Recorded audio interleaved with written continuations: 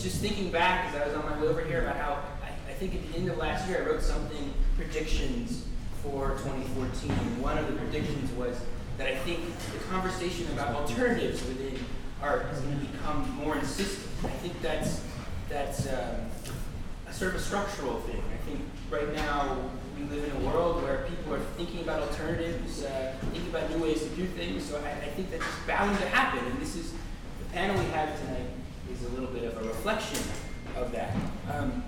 My name is Ben Davis, and I'll introduce myself really quickly. I'm an art critic living here in New York. The poster for this event is technically wrong. I'm not the editor of a website called Art Info anymore. I'm an art critic, a senior writer at a website called ArtNet News that you can find my writing on a pretty regular basis. I also wrote a book last year called 9.5 Theses on Art and Class, which is a collection of my essays. And that's me. And I think I was chosen for this because I've written a lot about alternatives and the ways that our political life intersects with our artistic life and different sorts of inequalities and struggles within art and how they intersect with different things beyond it. And hopefully that's the sort of conversation we can have today. I'm going to introduce, what's going to happen is I'm going to speak very briefly, and then our panelists, Arlen and Jason Boughton, Jen Abrams, and Meredith Degyansky are each going to speak for hopefully close to 20 minutes, exactly 20 minutes. It's a long evening for you already, but I hope that we'll then have a generous period of time in order to have a discussion with you about what kind of alternatives you're interested in and the kinds of discussions you see going on with the people over here. Before I do that, I just want to say, I really have just a couple of points. Three things, really, I think I want to say about the subject at hand that are sort of frame how I think about the subject and the conversation that I am interested in having about alternatives. The first is how important I think the subject is. You know, I was thinking about what kind of radicalized me after college, and I was remembering not just alternatives within art. Actually, I was thinking about there's this really good book, a really good movie called The Take that Naomi Klein did, which is about the occupied factory movement in Argentina, and which was made into a book of essays called Sin Patron, and it's a really illuminating. I really recommend that people see the movie because it's something that sort of radicalized me. And it's about very specific historical circumstance. But in the early 2000s, there was a huge economic crisis in Argentina. One of the things that happened is that a lot of the bosses left the country and literally left factories and businesses with no management. And in that condition, workers run factories, movement sprang up, and there were many businesses, including fairly large factories, that were run sort of democratically by the people who did the work. And it's amazing to see, and that this can really work. And because it's a movie, a documentary feature, it really gives you a sense of real people making something different work. And it was so important to me because I think we all live in a very unequal world, and there are lots of economic things that we'd like changed, we'd like to not happen. It's so amazing to see something you'd like to happen, or have something to hope for. And so that's changed. You know, it's there's still a workers' factory movement in Argentina, but you know, those alternatives, the world that we live in makes alternatives very difficult to sustain. And that's something else I think that we might want to talk about tonight is how sort of all our alternative worlds are affected by the larger world. The alternative world we construct for ourselves are affected by the larger world that we live in. But it is an amazing, the inspiring power of the idea of alternatives and how it can change the way what you think is impossible, I think is an important theme for me. The second thing I wanted to say is specifically about art, and is that I think art itself is kind of an alternative economy. It's a very quirky and eccentric thing. I mean, if you just think about the mainstream art world, you think about the massive amounts of money that are conjured seemingly out of air for things. That's not the condition that most of us live under, where the bosses that we have are trying to constantly get us to work more and pay us less. But within art, money seems to appear out of nowhere, and doesn't seem to have, the amount of money paid for things doesn't seem to really have anything to do with how much work was put into it. It just has to do, and I think that it doesn't exist on its own. I think it's sort of a magical, weird segment of the world with its own rules, and I think it's worth thinking about. It's a particular little thing that we're engaged in. And I don't think it's just because it's a speculative economy. I think it's because it has a very particular place within the general economy where people can make vast amounts of money in one place, and then they have this kind of side bet over here that they can play around with. It doesn't have to be like that. Art has actually changed its relationship with the economy a lot. If you think about modern art, in some ways, it's totally about finding a new form of economic relationship. Art oriented no longer towards aristocrats and art oriented more towards the middle class. Around the beginning of the 20th century, it was considered a really politically radical move to make art for the masses, and that through the Bauhaus became industrial design, and now the masses have a lot of art.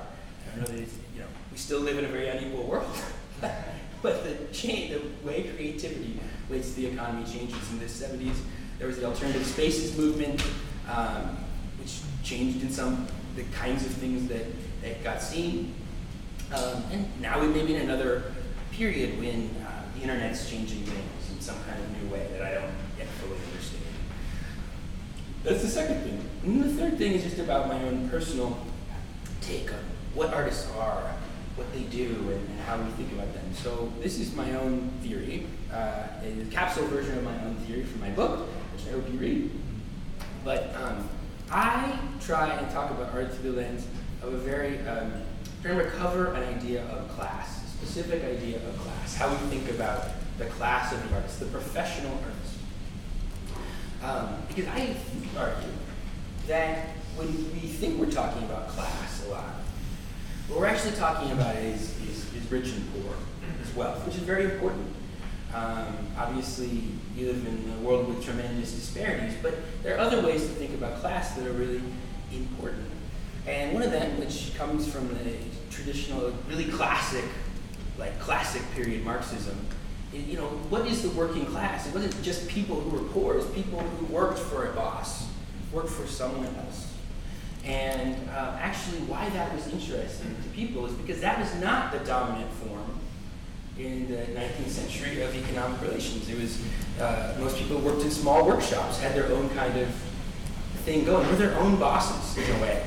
And my argument is that artists are a lot more like that, very traditional form. Even with all the crazy contemporary mutations of art, that artists are their own boss. They have to sell, they live in a market, they sell their work on to find people, hustle up business. But there is something about it's not exactly the same as the position of the professional artist is not exactly the same as the position of other kinds of workers. And that has all kinds of, I think, political and social implications. It affects the way I think about the political possibilities of art and what it means in the society we live in today. So I think it's counterintuitive because a lot of artists are ripped off to think about art in this way. Artists, maybe I would define them as sort of technically middle class.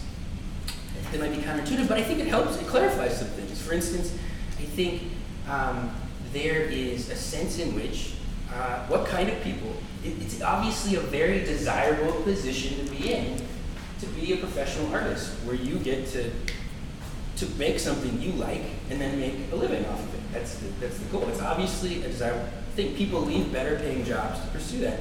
Maybe some of you have.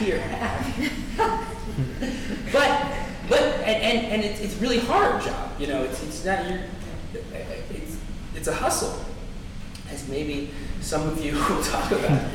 It's a hustle, But nevertheless, there's a certain kind of privilege, right, that goes into having resources and supports in order to support you in that way. And I think that does help explain. You look around at what the art world is demographically, you look at the disparities between the number of men versus the number of women who get showed in galleries. You look at the percentage of people of color in the art world, the diversity of it. And there's something to do, I think that has something to do with the kinds of privileges that it takes to pursue this kind of career. And that relates back to the whole economic structure of the whole thing. So, and to me, this is a question about how art, the kind of thing that we're engaged in, the thing that we care about, the kind of alternatives that we can imagine within it, relate to kind of alternatives that other people might be dreaming about and how they can come together, and the meaning of the sorts of projects that hopefully we'll talk about tonight are. And so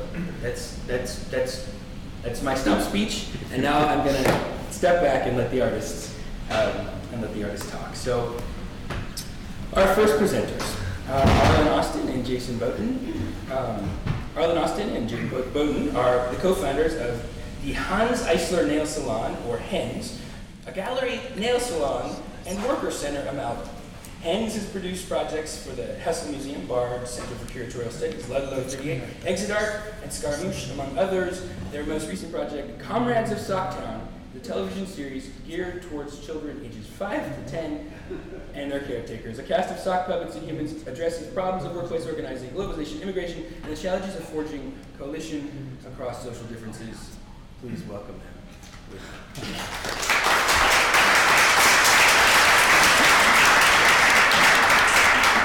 Oh, yeah, thanks. Could you open that? I think then we can control it with this amazing little device we have. Yeah. There you go. Okay. Thanks for inviting us, for having us here. This is cool. Thank you, Ben. Yes, and thanks for that introduction. I think it brings up a lot of pertinent issues for us. And we realize that we have far too much content and are afraid that we might go over a little bit. So we're going to probably compensate by rushing through a bit here. And hopefully we can, play out anything that we sort of gloss over in conversation afterwards. Rather get this in under 20 minutes. H.E.N.S began shortly following the 2008 economic crisis and our graduation. We went to Columbia together. Deeply indebted. Let's see. This slide shows some of the events we hosted at our space. We opened a space in downtown Brooklyn called the Hans Eisler Nail Salon. Also, I think there's Exit Art and Ludlow 38 and other things that we did up there. Most of these performances were sort of in the form of lectures. They included musical numbers and, for the most part, addressed issues like displacement and immigration policy and its relation to labor and exploitation, challenges in workplace organizing and coalition building. A lot of our work is modeled after Russian, German, Central American theater traditions. It takes cues from queer performance from the 60s and 70s in New York. Let's see. Well, so the performances all had some element of theatrical convention and structure, but generally they kind of flowed into discussion forums, or they happened in conjunction with different forms of kind of organizing meeting. And at the time we were working, when we founded H.E.N.S, we were working quite closely with small workplace organizing groups, anti-displacement groups, and Occupy groups. And so the H.E.N.S work sort of bled in and out of various campaigns we were working with, sometimes becoming legible as our own production, other times, just being absorbed into campaigns, So it was, in some sense, perhaps neither classifiable totally as art or activism, and the performance is aimed at a kind of estrangement or distancing from both forms to a certain extent. Thus, the sock puppets. Yeah. The sock puppets made their first appearance in H.E.N.S program in the winter of 2012. The earliest sock puppet work generally presented grand historical overviews of class struggle. Here, you see Antonin Scalia and Antonin Scalia sock puppet, who was the villainous narrator of our first World Historical Sock Puppet Labor Colloquium. Scalia appears incarnated throughout history in the show in different guises. He destroys the Paris Commune, he colonizes the Congo, he murders Karl Liebknecht and Rosa Luxemburg, crushes the Spartacist uprising, passed the Taft-Hartley Act, and he did some of the things that he actually did. Next slide, and then next slide, and then next slide, and then next slide. This is actually, we should mention Southern Capital actually, just for sense's sake. Oh, yes. This was the first iteration of the Comrades of Socktown. Right. We did it at a space in Brooklyn called Interference Archive, which is a wonderful sort of artistic activist hybrid space. It holds a great archive created by Derek Greenwald. Josh, but and you know, yeah. So we were sort of generating content from for the show, developing in front of kind of focus groups of kids as we developed the sort of narrative and structure for the children's show. I think you can go to the next slide. Yeah, that'd be great. So, Comrades of Socktown stakes out preliminary coordinates in an emergent kiddie-class war. A 5-episode series, Socktown tells the story of Frances and her co-workers, a motley crew of socks, facing relentless exploitation at the Socktown Yummy Food Store. These folks. Yes. The yuppie grocery store par excellence of late conscious capitalism. That was the book written by the Whole Foods CEO about what a great, system, what an ethical system capitalism could be. Frances and her coworkers may be socks, but the conditions where they work are all too human. Pay is atrocious, overtime mandatory, benefits are non-existent, and the ideological conflicts between the socks themselves threaten to undermine their efforts to organize. Their interactions with their human friends, Carl and Rosa, sets in motion the contradictions that inhere in their plight and unleashes the radical potentialities of sock revolutionary struggle. We've been presenting we made a pilot, we've been presenting that pilot. Yeah. Recently, this is some educational material that goes with the pilot, or this is the first iteration, it's all in development. There's a whole bunch of math problems, a whole bunch of word problems. Yeah, we're trying to work with educators to develop it in a way that's age appropriate and would actually be functional in a certain sense. You might see the first appearance of poop faces, which in Socktown is a technical term. A scientific term. Next. This was the installation for a show at what's it called? Temp Gallery in Soho, and it included a display of these attended kind of educational materials as well as the sock puppet show itself.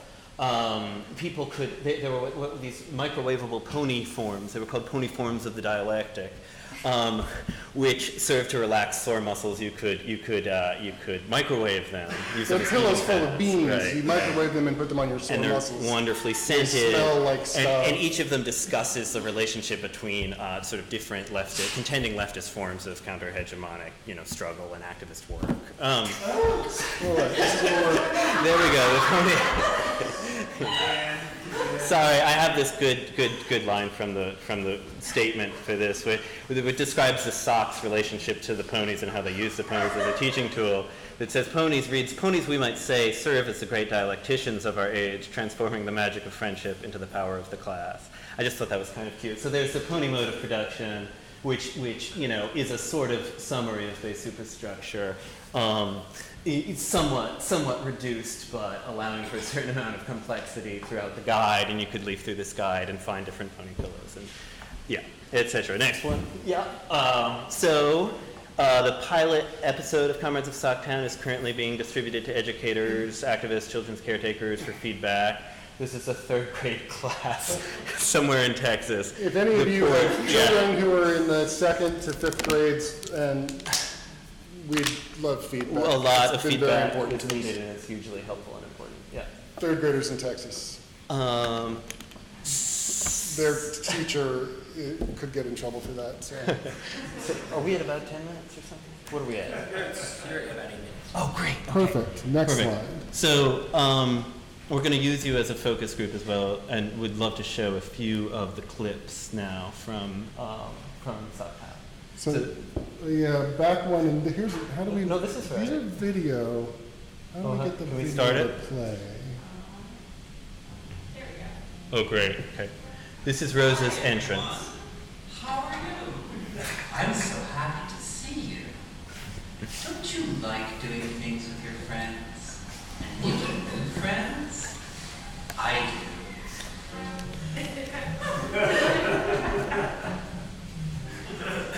You know, you can do wonderful things when you work together with all of your different friends.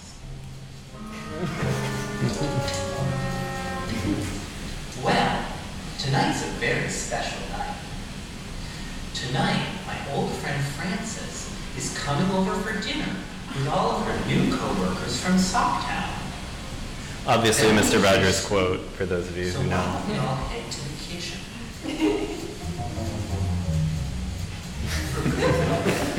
Comrades of Southtown is a children's show. And as a children's show, it is relatively transparent in its function. It teaches certain words and concepts, it uses jokes and songs in expected places, and presents moments of intensification and rest in expected places. So it's just a children's show so far as children go, with the profound contradiction, or we hope is a profound contradiction, that it presents not a good universe for children to enter into and learn from, but an essentially contradictory world of struggle and exploitation in which forms of collective action, attachment, and political contestation are the tools of resistance against dominant forms of subjectivity and exploitation. Under capitalism, there is a difference between the value of the work of the people that plant and transport and work in the stores where we buy the food and the price of the food.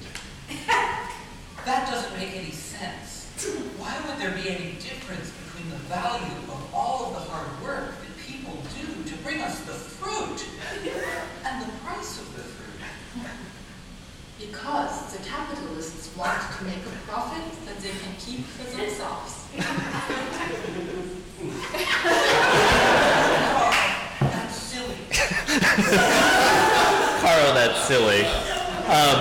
It is also just a children's show so far as adults go. Unlike, say, Chuck Jones's Looney Tunes, there is no double entendre, not necessarily any hidden messages. The structure and contradiction of the show is situated in its exploration of familiar modes of adult political speech, which claim self-evidence, common sense, transparency, but are in fact incredibly infantilizing.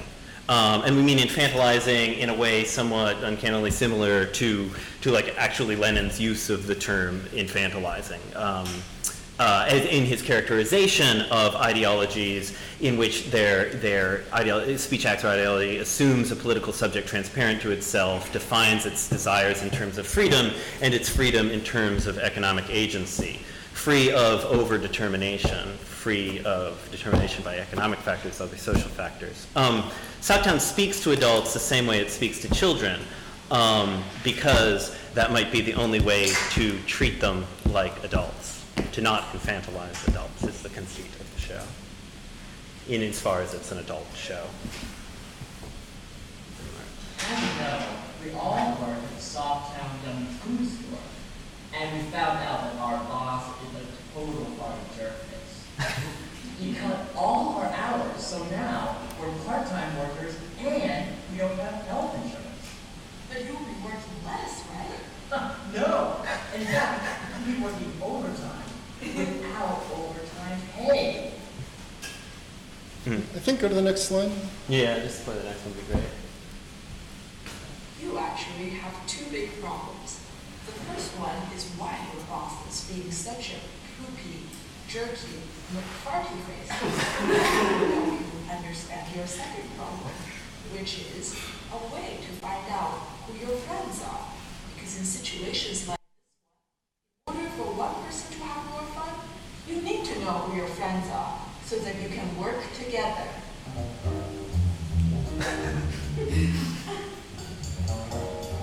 Okay, I'm listening. So tell me, why is my boss such a farty, jerky, stupid fart face? One of the questions that we're asked fairly often about the show is people say, well, it's funny and it's great, but do kids get it? But obviously there's a funny assumption at play there, and that is that adults get it. Sartan presents a paradox, or perhaps it's more accurate to say that it intends to build a structure around a contradiction that is inherent to many of the great leftist traditions of analysis, but staged most theatrically in Marxist and feminist inflected psychoanalysis, and that is how a subject is presented as being formed in ideology. The show assumes a narrative of subject formation as always both biographical or developmental, situated in childhood, potentially, but also constantly repeated, but also as constantly repeated forms of interpolation. I think we also do that. Oh, yeah. Yes. Obviously, the little lesson that was just expostulated there was a kind of notion of friend-enemy distinction as a decisive and irreducible moment of politics, the distinction between poop faces and friends. There are lots of fun ways of working together when someone is being a poop face, and identifying who is the poop face and who your friends are, though both categories may of course shift or be fundamentally unstable, is an irreducible prerequisite of politics, and perhaps we could say a great blind spot of much of what's called progressive politics. Or, of course, we're taking this somewhat from Chantal Mouffe, if you know her work, the political theorist, who talks about the way that properly political questions always involve decisions which require us to make a choice between conflicting alternatives. There's an irreducible moment of a kind of friend-enemy distinction as a prerequisite to any politics. You can go to the next slide. Yeah. Oh, yeah. Let's play it. Oh, wait. No. Yeah, that one. There you go. Oh, yeah, there we go. All right, everyone. Here we go. Why don't we all go to the Socktown Daily Food Store and see what working conditions are like there? Come on, let's go.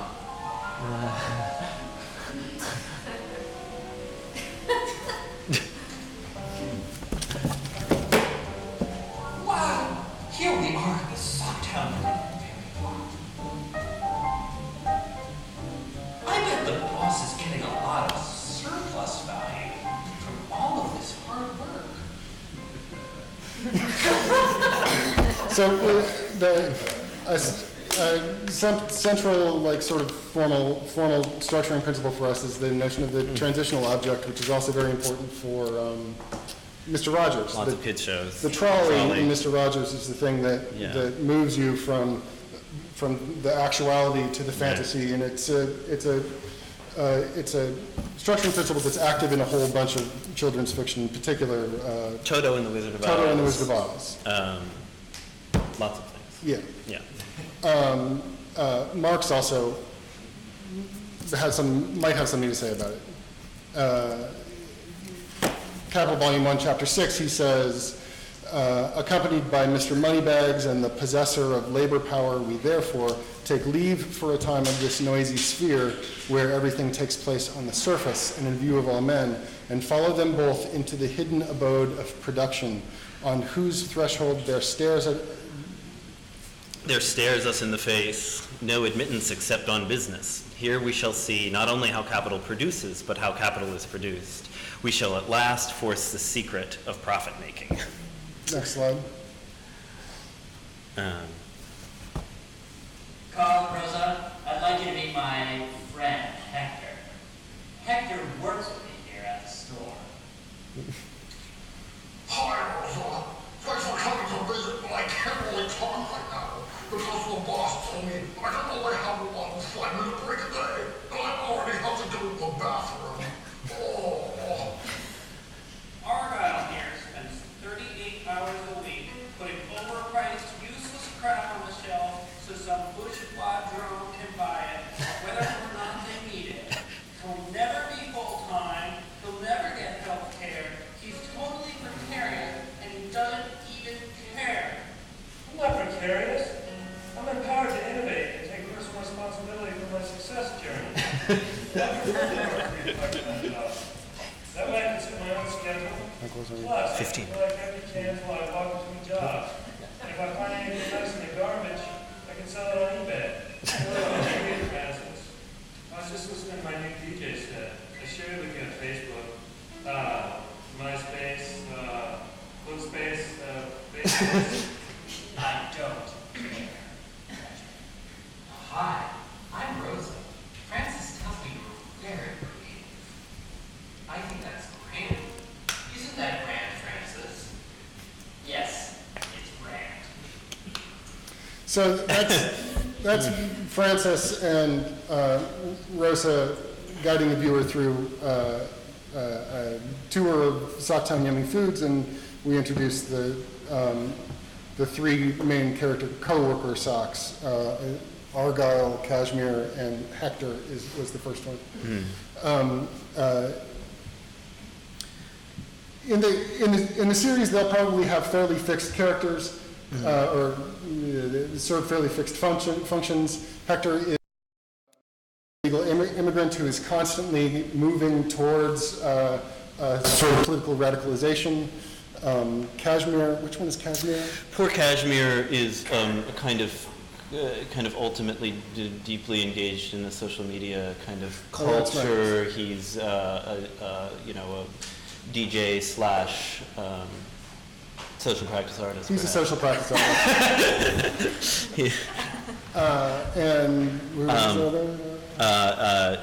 Cashmere. And we dropped one character. No. It is Rayon, but Rayon is a sort of self-made entrepreneur. He totally overly identifies with the boss. He thinks he narrativizes his exploitation as just a means of self-betterment. He's the closest thing to a bourgeois hero that we have, and he's going to be more or less the butt of jokes the whole time. Francis hates him deeply and insults him constantly. And Francis is a sweet, sort of condescending, like recent college graduate, kind of anarchic in her politics initially, but coming to different understandings of forging coalition. More or less the object of identification for us. Next. Well, we all know something has to change, but none of us knows what to do.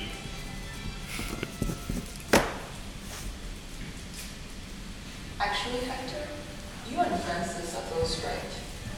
You are not a team. You don't have certain things in common, and you all have very different lives. But you are. And they all played like totally different beats, but somehow it worked. Let's throw up barricades. Set fire to the escalators and the cafeteria. That's the first time the escalators got a laugh. That's good. Great opportunity for me to integrate and forge my pathway to a successful journey. Wait a second. These all sound like nice ideas, but have any of you socks heard of the work stoppage wiggle? So there's a dance number every time, obviously, which is a certain element of praxis. In this pilot episode, Rosa teaches the socks how to do the work stoppage wiggle. Yes. Should we lie with this or go to the next? Because we do want to get the... Why don't we just... Yeah, we have... Okay.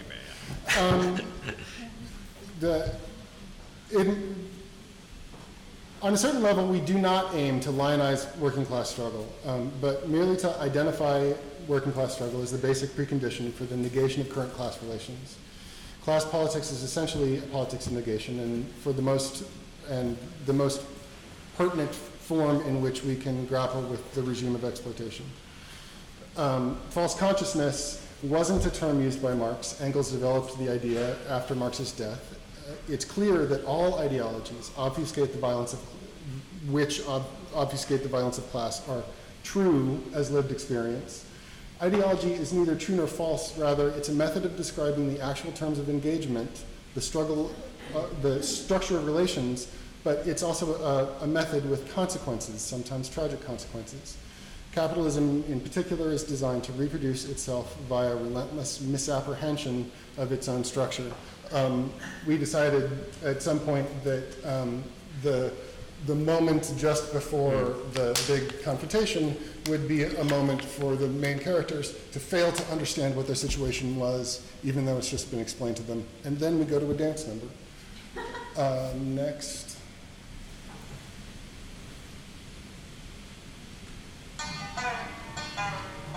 Oh no! Quiet, everybody. Here comes the boss. Can you turn up the volume?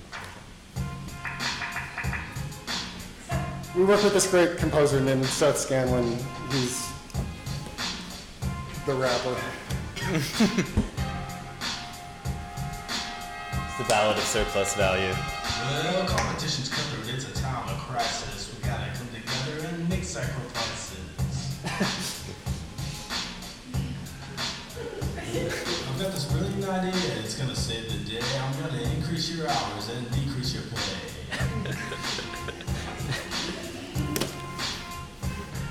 From here on out, you'll be paying your own healthcare 100%. It's a burden that we won't share. Hold up, you're kidding. It's supposed to be a joke.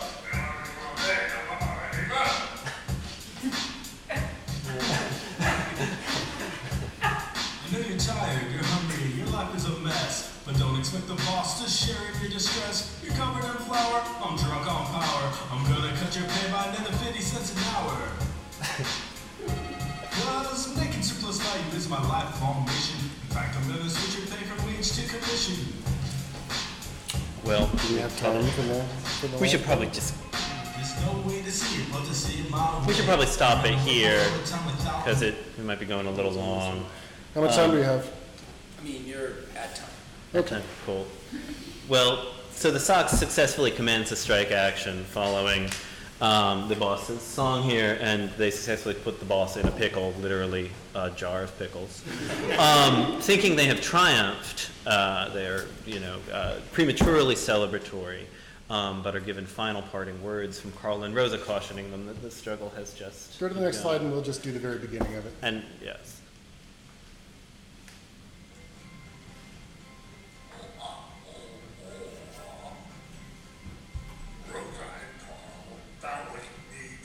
Yeah, that's one nifty dance.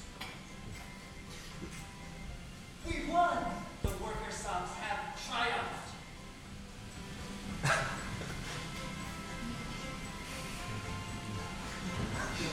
Slow down, Francis. We haven't won yet. The boss still has the power of the state, the courts, and the police behind him. All we have is one another. So there is a long struggle ahead. But today we learned an important lesson. We learned that the boss sucks. Every episode will end exactly the same way with this. By underpaying their workers, by not caring about the workers' health and safety, by not paying the workers overtime. When this is happening to you, you're being exploited, and you need to do the work stop and wiggle. Gather your friends and have a little party, and learn how to have more fun. This is a great way to start learning to resist the violence of capitalism. Okay, excellent, thanks. Okay.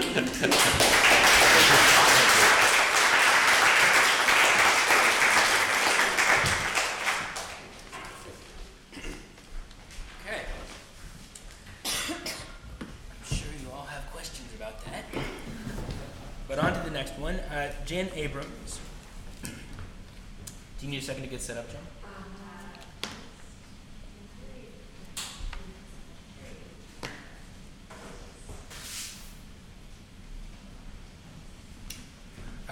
So, is that... Do you need sound? No sound. So Jen Abrams is, she describes herself as a multidisciplinary performance maker and co-founder of Our Goods, a community of artists, designers, and cultural producers who barter skills, spaces, and objects. For more than a decade, she has also been a part of WOW Cafe Theater, a collectively run theater space for women and trans people that has run on a gift economy since its founding in 1980. Jen, take it away. Hi, thanks so much for having me here. I'm trying to read this with my phone. Is that okay? Can you hear me okay? Okay. I'm actually a performing artist, not a performance artist. So I sort of place myself in the performing arts world rather than the visual arts world. Caroline Woolard, my co-founder at Our Goods, comes from the visual art world, and together we've made Our Goods, which is a community of people that goes across pretty much any discipline of art, creativity, maker, designer. And I just wanted to start out actually by addressing one specific thing, which is whether or not Our Goods is an art project. We are a barter network for creative people. That's a pretty straightforward idea, but is it an art project or not? And one of the interesting things to me about social practice is how fluid it is. And Caroline and I have at various times considered ourselves and considered Our Goods to be an art project and to not be an art project. And at this point, we really see ourselves as not an art project. There's a question of consciousness here, we think. The world we live in is created by the actions of the people who live in it, right? So if we as artists are able to actually influence the behavior of the people who our work touches, then we can really create significant change, I think. If we remain primarily in a theoretical space, where we're sort of thinking about behavior and experimenting with behavior, but not causing a lot of behavior, then our feeling is that feels a lot less powerful to us. So we really choose to place ourselves in practice more than theory. So I'm going to be talking about Our Goods as a practical project that is happening in the world and is affecting behavior more than as a social practice art project. Sorry. It's okay. Oh, well that's okay. This is where you want to No, it should go back to the Our Goods thing for a second. So yeah, I'll be speaking kind of concretely.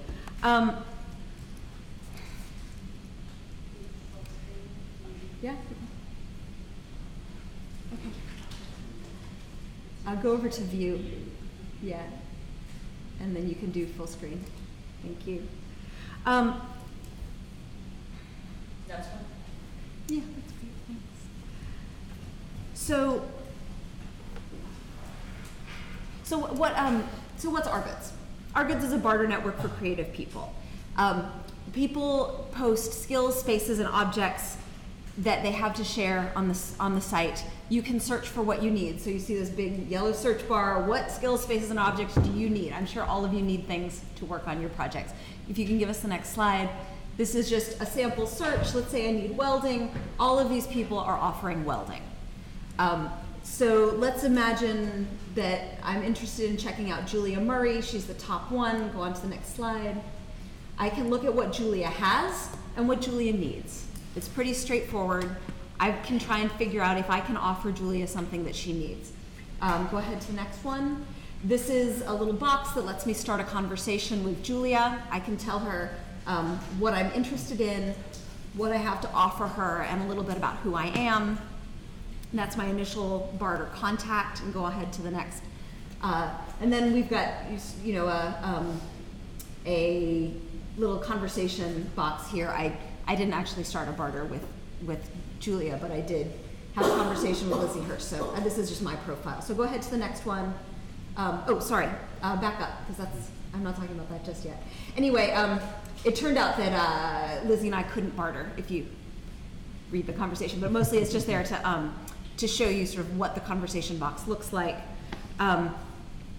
It's a pretty straightforward model, and it actually has helped a couple of thousand people get their projects done. It came out of my experience and Caroline's experience. So you can go to the next one. This is just a slide from a project I did called Most of This Is True. It's a performance project. I did it at Wow Cafe Theater. Wow Cafe Theater is the country's oldest continuously active, collectively run women and trans theater space. That's a mouthful. It was started in 1980 by a group of folks who wanted to make a space where queer and women's voices could be seen and brought forward. It's got kind of a storied history. We've been around since 1980, so that's 35 years now, right? No way, I can't do math. 30 years. Oh God. 35. I have a baby-shaped hole in my brain. Who here has a toddler? Anybody? Yeah. Yeah, you understand. Our kids are almost exactly the same age. Anyhow, WOW runs as on a sweat equity system. We have a space on the Lower East Side, and basically you come, if you're a woman or a trans person, you come, you sit down in the circle, you offer to help people who are asking for help. And in doing that, you earn the right to have other people, you earn the right to present your work on the stage and for other people to present you. To support you. So I create your promo flyer, and I write your press release, and I design your lights, and I do front of house for you. And then when it's my turns, you help me, or somebody in the group helps me build my set, helps me to distribute my postcards, stage manages, and paints the floor of the theater. We also sort of put our time and energy into the overall running of the theater as well. And it works. It's crazy, it's anarchic. We work on a collective, we work on a consensus basis. Membership is open, so anybody can walk in and be part of the conversation and be part of the consensus or failure to reach consensus. It's complicated, messy, and it works. I have made my work there for 15 years.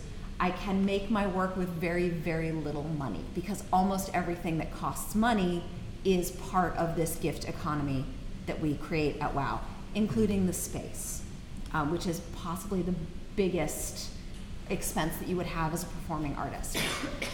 We're still around after almost 35 years doing this crazy collaborative, collective, consensus, queer thing.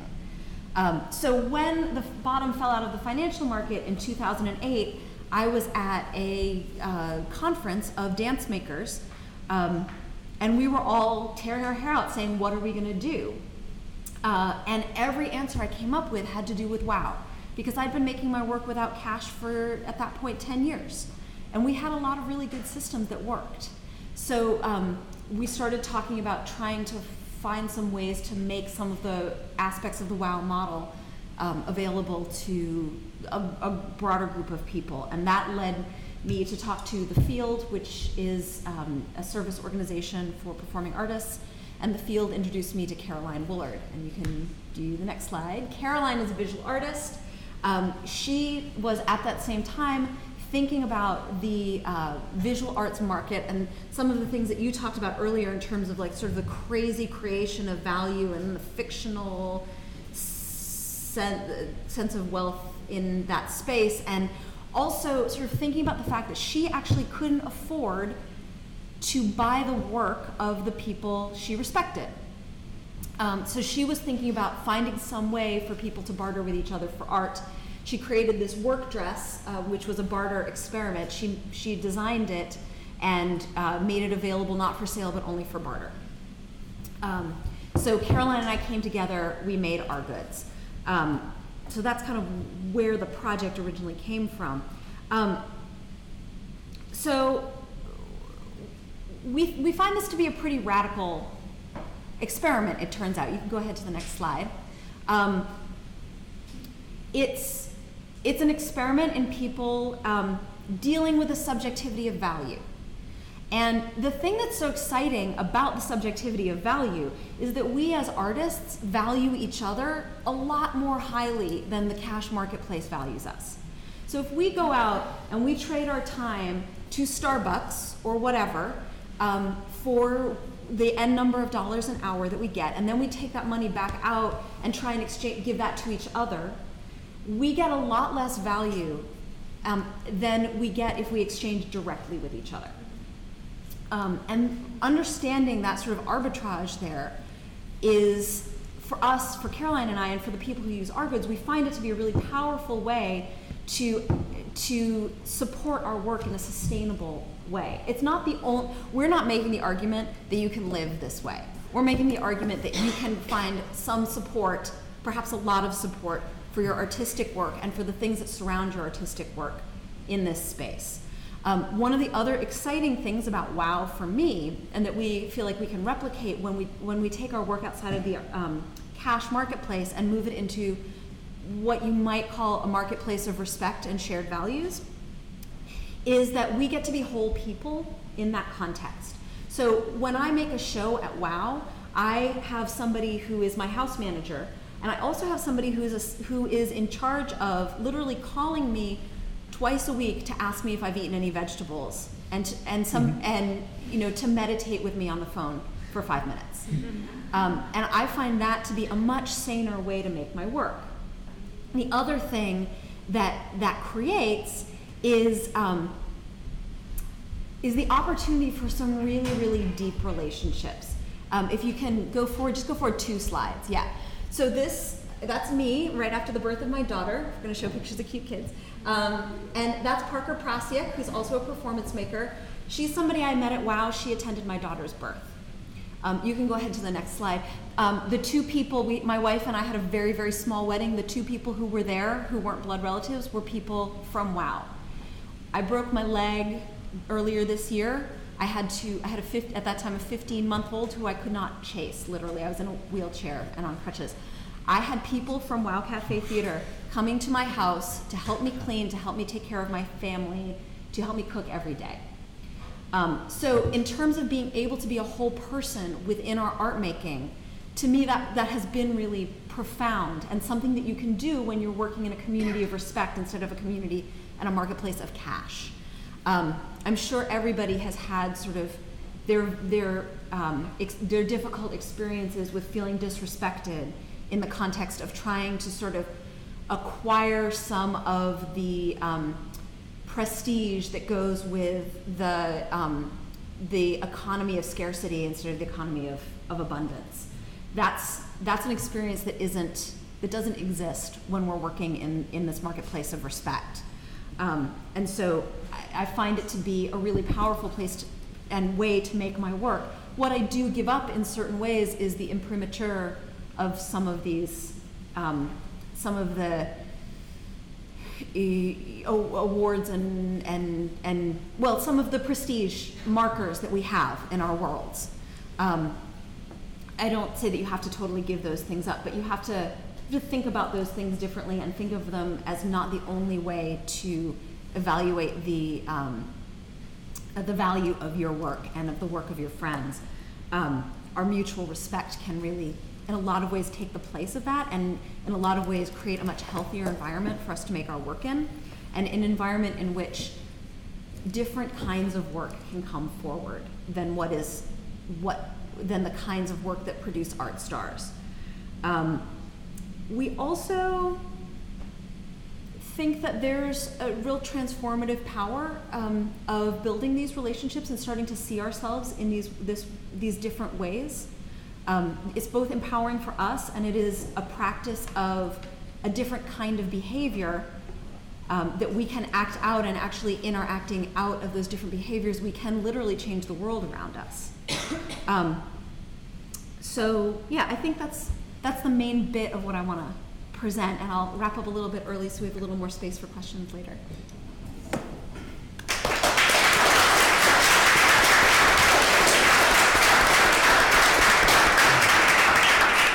Wonderful. Okay, so last, but hopefully not least, is Meredith Degyansky. Sorry, you sound like a Sally Mae rap. Yeah. Meredith Degyansky is an artist and designer. She is the creator of Hey Sally, a project attempting to barter down student loan debt with Sally Mae. Her current projects also include Time Banks /14th, which proposes to unite community businesses and public participants that give and receive services from one another through a time-based currency. Meredith, go ahead. Thanks. I'm going to stand up. I don't think that's the first slide. And does this thing work? It seems like there was a picture of the Okay, then I won't use it. Scroll the other way. Okay. So I guess I wish my project was more practical than it is. So this is a photo of my family, my mom, my dad, and my 2 older sisters. If we were to do a pictorial analysis of this photo, you could see that this was near the end of this united family. First off, look at my mom. Her stiff shoulders, her straight face, her inability to touch my father in any way. It's clear that she's sad. Then look at my older sister, Erin. She's the oldest, and she's just faking that everything is okay when actually it's not. Look at Catherine, the middle child. She doesn't really care about any of this. She's ready to run off and start her own life. She can find a family elsewhere. And then look at me. I'm the youngest. I'm pissed and sad. I wish everyone would just be honest that this photo shouldn't be taken and that we should start telling each other how we feel right now instead of staging something that was about to die. And finally, look at my dad. His head is cut off and doesn't even fit in the frame of the picture. Talk about foreshadowing. This is my family in 1988, just a month before my dad took off with my now stepmom. After the divorce, my mom put the three of us in a U-Haul truck and moved us to Maryland to live with her grandmother until she figured out what to do about a job and an education for herself. She had my oldest sister at age 19, so she had no experience with any of those things. So we moved to Maryland and got settled in. All of us started school. I was in kindergarten, Catherine was in 3rd grade, and Aaron was in 6th. My mom decided to get her bachelor's degree at a state university in town. While she was in school and studying, my great-grandmother helped my mom feed us and get us to school on time. She also picked me up from the bus every day and let me eat way too many ice cream sandwiches in front of the TV. But a couple of years ago, I was talking to my mom about money and our family and our childhood, and she told me that when we were in grade school, the Maryland State Department of Education asked my mom if she wanted us to receive free lunch at school. Based on our economic situation and number of family members, we certainly qualified. My mom turned down the offer because she was too embarrassed. She didn't want us to be seen as poor kids at school and within our small community. Slide. But I'm here tonight to talk about a project called Hey Sally. I started it just over a year ago, and it's a project about debt and barter, largely influenced by our goods. Next slide. So this is Sally Mae. Sally is a private education lender who claims to have helped 30 million Americans save, plan, and pay for education. She's devoted to helping families and believes that higher education is a stepping stone to a better life, stating that even during challenging economic times, a college diploma or professional certificate is a key to opportunity. Sally wants to turn our dreams of education into a reality. So when I was 18 and about to go to college, I read these great statements on Sally's website and her letters, and of course thought, hey Sally, sweet deal. You can help me get out of this sad small town and move to the big city so I can learn about real life. So I paid for my entire undergraduate education at the University of San Francisco, with a little help from the government and a lot of help from Sally.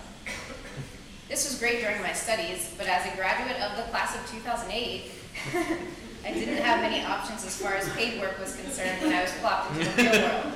I waited tables to pay rent, and still do, and worked a handful of unpaid internships, hoping to be accepted as a full-time paid employee. But if organizations can get smart people to continually work for free, why would they ever hire smart people that they should pay? Next slide. So I started to think about this idea of free labor and began to think about what I would need money for, and thought, what if I was getting money for the labor I was already performing for Creative Time and The Onion and ICI and all this stuff I do for no compensation? And then I thought that maybe I didn't need money in exchange for my labor, but rather I could use my labor as the payment itself. So I decided that I would try to barter with Sally and ask her if I could use my educated brain that she helped me get to pay her back instead of paying her back with money because nobody or organization has money right now. So I began, I guess you can stay there. I think we missed one, but go back maybe, because that has audio on it. Cool. So I began writing letters to Sally. Dear Sally, I just had this memory of when I was a little girl living with my mother and my 2 older sisters. In order to get us to do our chores, she arranged a system of compensation where rather than giving us actual dollars, she gave us poker chips. If you clean the sink, you got 1 chip. If you clean the toilet, 2. And if you clean the tub, you got 3 because that task was the most backbreaking. The greatest thing about this system was that once you received these chips, we couldn't do anything with them. They didn't mean anything, and beyond her giving us those credits to denote that we did our tasks, they were essentially useless. And over time, the system fell out of place, and me and my sisters started doing our chores because we understood that we also wanted a clean bathroom and needed nothing in return. You may wonder where I'm going with this. This is actually still the letter, sorry. You may wonder where I'm going with this charming anecdote. At this moment in my life and all my friends' lives, we are finding it incredibly hard to keep up with our payments to you because you prefer high interest rates. Interesting taste you have, but the problem is that it is crippling us with fear, stress, sadness, anger, and all of those horrible things that life does to some people and not to others. I know we all struggle, but there are varying levels of strife, and we should work to minimize it. What I am proposing to you is that we decide on a barter contract where money is not the tangible medium of exchange, rather that I work for you and you, out of the kindness of your heart, decide to lessen my debt burden. This may mean lowering my interest rate, lowering my overall balance, or providing a manageable monthly payment. The way this would work is that you would make a list of chores, tasks, or food that you need, and I would propose what I need from you in exchange, and then we would meet in person to discuss a trade that would benefit both of us. From that conversation, we would form our barter contract. Historically, when times were tough and money was null, economies turned to barter. In the U.S. today, that time is now. We can't possibly keep accruing unmanageable amounts of debt. I hope you are willing to take this opportunity to set an admirable example of what the modern day relationship of creditor and debtor should look like. Thank you for your time, and I will follow up with you via phone or email in a week. My very best, Meredith Degyansky. And then, next slide, I also called Sally. And this is a kind of mashup of 3 women I spoke to. I think you just click on the slide. Thank you for calling Sally. This is Rose. How can I help you today, Degyansky? Well, I was just talking to a couple of other people because I keep being redirected, and I was telling them how I'm having trouble paying my student loans because I just seem to be getting unpaid internships, so I'm a waitress to make money.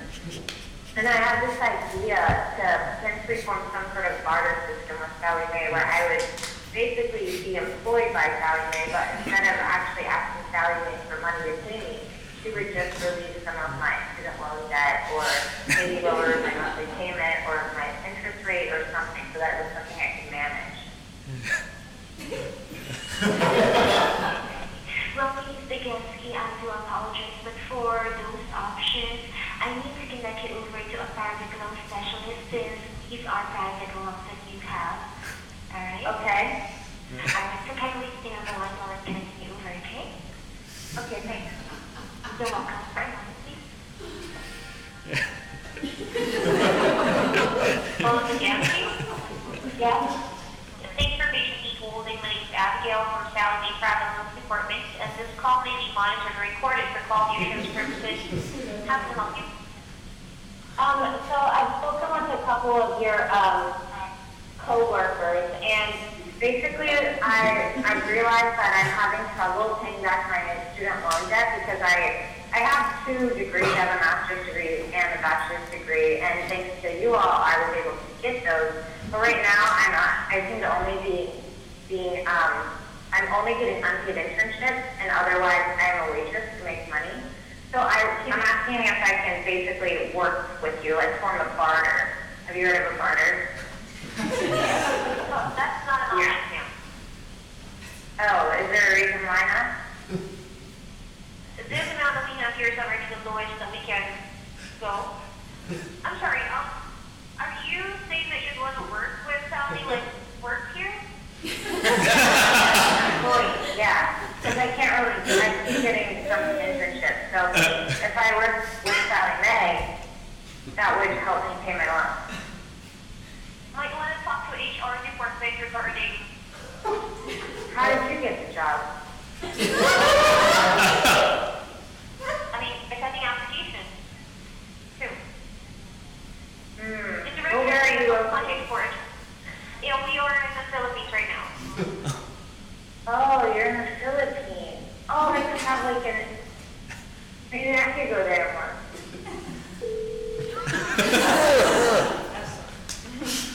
Good morning. Thanks for calling me off. This is Debbie. Can I have your first and last name, please? Meredith Degyansky. And how can I help you, Meredith Degyansky? Is there anyone or like anybody or office or something I could talk to that maybe thinks of alternative solutions for people that took out private loans? Because I feel like it's a really big problem right now. I have a lot of friends that are in the same predicament, and just like the inflexibility of private loans and how it's really becoming troubling and scary. And I just wonder how we start to implement things about change. Like, I know that we made mistakes. Yeah, if that's something you're looking at for change, I mean, you can certainly write a letter to the management. I can give you our address here that you're looking for some change. But as far as the policies in place now, I mean, you're looking to change those. You can send that to our office of Customer Advocate, Sally Mae, a lot of everyone's, and then it looks like something that they may be looking into, and then maybe somewhere down the future they may change that. But like I said, the first policy decision, that's basically is a grouping of people that have to look at all those different options if they're going to change it. I mean, it's not one person that's going to say, oh yeah, we're going to just change the policy. It doesn't work that way. Yeah, I know. I feel like it'd be really cool if they, people like you that are talking to us actually could like have a voice in these ideas because you're hearing personal stories. I feel like it'd be a much richer pool of data. No, I understand, but no, it doesn't work that way. You're requesting it, and then depending on what your ideas are and some of the other ideas that they receive, and then they take a look at everything. That doesn't. So I started writing more letters. Dear Sally, I spoke with your colleague Betty on the phone roughly a week ago, and she told me the best way to get in touch with you is via hard mail. Betty and I discussed the prospects of working out a barter system with you in order to help me pay off my looming and suffocating student loan debt. What this would actually look like depends on what you and I decide after a casual meeting where we get to know one another and can openly express our individual needs. This could be something as simple as me providing homemade office lunches a couple of times a week and you lowering my overall balance by 20%. That would take me down to only owing $40,000. Certainly what we actually agree to will vary from the example above, but our barter contract will naturally be refined after clear and honest communication. Lately I've been thinking about the fantastical nature of avoiding debt. Both are age-old constructions that ascribe value to items we need or want. But when you cut out that tangible piece of paper that says this is how much this is worth and this is how much I owe you, you start to think about the possibility of cutting out that tangible item altogether. It is only then that we can go directly to human interaction. Is there a way to provide for one another where we each have the onus to ascribe personal value to items we need, want, give, or exchange? I'd love to join in on one of your open meetings to discuss new, yet old, ways of thinking about money, debt, contracts, and policy change. My very best, Meredith Degyansky. Next slide. Are we okay with time, or should I? Okay, cool. And then after sending several letters and emails about my situation, I thought other people should do what I was doing.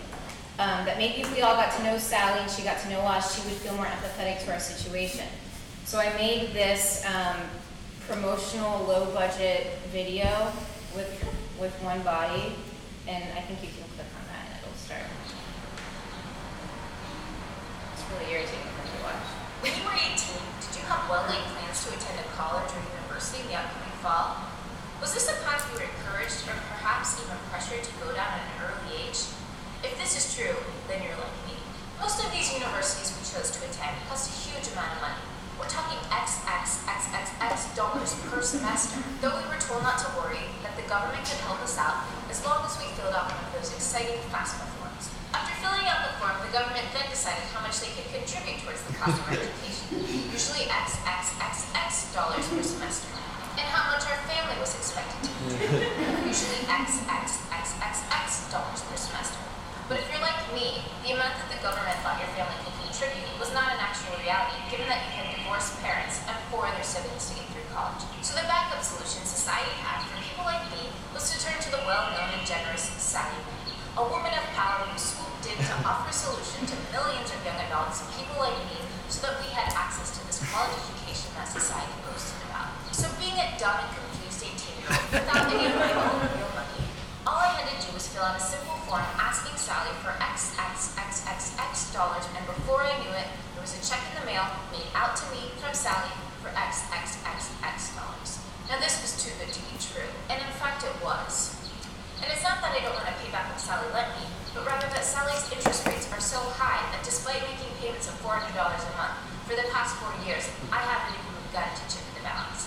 In fact, I now owe Sally even more than I asked her for. Now certainly this is a lack of awareness on my part. I mean, maybe I should have read up a little bit better, but maybe Sally should make her fine print more accessible to young, passionate, inspired, and excited 18-year-olds. But don't worry, I have a solution for us. As long Then I just go on and explain how to write a barter letter. And then I posted flyers all over town telling people that they should write letters to Sally Mae to lower their debt payment. Tons of people were interested. I don't think anybody did it. But every time I saw those things were torn off. Next slide. And then I called Sally some more, and this is the end of a conversation with Jasmine where we are talking about my letter to Betty. And basically by the time we are talking in this, we are analyzing signing contracts when we're 18 and the inflexibility of that. So you can click on it. Well, as far as, you know, I mean, I took out student loans when I was 18 as well. I had student loans from a technical school that, in my opinion, did nothing for me. However, I had to pay them back because I made you know, it wasn't a financially sound decision that I made, being only 18 years old, but it's something that I just have to deal with. Now, as far as the repayment options that are available, the math also has to work, Mr. Jameson. We can't just say that the math, meaning there's only a minimum amount that you can accept as a monthly payment based on your balances, interest rates, and things. So the math has to work also based on the agreement that you said that you would pay off the loans in a certain amount of time. So with all of those factors included, there's only a certain minimum amount that we can accept. And again, that has to do with just the math itself. Yeah, but you could clearly change your policies because for government loans, they do income-based repayment. So yeah, maybe they're not getting back all of this like weird, ambiguous money that they gave us. But I don't know, it seems so strange. I get that like I signed a contract when I was 18, as did you, as did a lot of people, but don't you think that the world should not be about like, oh, we made a mistake when we were 18 and now we're gonna like have to work jobs that we don't necessarily love just to do it. Like, I don't know how great it is for you to work at Sally Mae and listen to people like me complain all day, but it doesn't really sound that fun. No, it's not that fun. I have 2 children that I need to provide for on a daily basis, and that is what it is. It's neither here nor there. So like, I should be honest with you.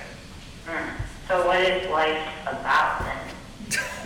Not to get philosophically, it's saying really what is life about. I understand where you're coming from, but really what it comes down to is its business. It's not as, you know, it's up to you. So life is a business? No, it's not completely, but partially. I know, but I think I like hope like, maybe I'm like too idealistic or utopian or something, but I hope that like we can come together and change how we think about life. And maybe it means we have a little bit less material goods and maybe we're like a little bit stupider or something, but we at least like have more solidified relationships and we can like spend more time at home with our 2 children. Yeah, that would be ideal. I would love to stay home with my children, but I can't. So it takes into society all in general, not specifically Sally Mae, because of society in general, because of different capital things that we have to do, to survive. I know, and we can change systems that aren't making many people happy. Like, we can't just be like, oh, that was how it was made. Like, I get that you personally have no, like, say in the issues, but it's just, I just would hope that the people that are working for these organizations could also take a stand and be like, you know what? I've been talking to people that are sad all day and like really struggling. Is there something we could do? Like, can we be more humane here? Telling me, like, you know, just a thought. But, all right. Well, you have a lovely day.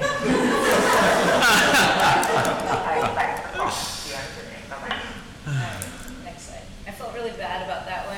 I think I made her really sad. But she should be. I'm almost finished. And then I started a Sally Mae support group where we drank beer and wrote barter letters and talked about how sad debt and the economy are. Click. Next slide. These are letters that other people wrote to Sally. Next slide. This is the stamp that is on every letter sent to Sally Mae that goes through me. So if you want to send any. Next slide. This is beer drinking and letter sharing. Next slide. This is a little reading nook. Next slide. This is people chatting. So this project went on, but it needed to develop into something more. I felt like a lot of people were really into the idea, but it's hard to get mass numbers of people to write letters. Everybody liked it on Facebook, but wasn't really doing anything. So now I'm transforming it into the next step project. So next slide. And this is called Time Debt, and it's about creating a time bank system that allows us to gain time credits from our unpaid internships, volunteer jobs, and other forms of work to pay back our debt. It's about getting Sally and other creditors to understand the value in our labor and to understand that we've already done a lot of work, and we just don't always make mainstream money for it. That's it. Thanks.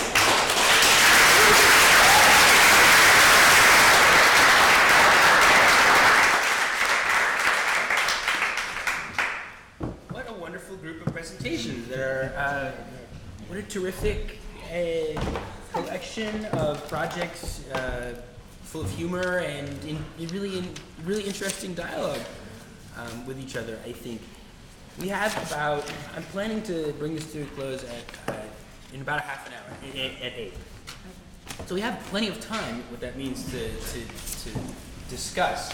And the floor's open now, as in if you have a question that's burning on your mind, raise your hand.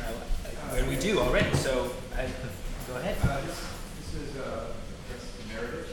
I'm wondering, have you decided to pursue this as sort of a policy paper to local elected officials, to federal government, to federal elected officials? Yeah, I feel like I should. I have not delved into that yet because. Why not just start a lobbying group? Yeah. That's the reason why we have a merit board. Totally. Yeah. Well, I guess I'd need some sort of community organizing 101 because I've gone to various intern labor rights, strike debt, blah blah blah, and I talk about my idea and everyone's like, cool. I'm happy to help out. Yeah, cool. Awesome. That's great. I would like to do that.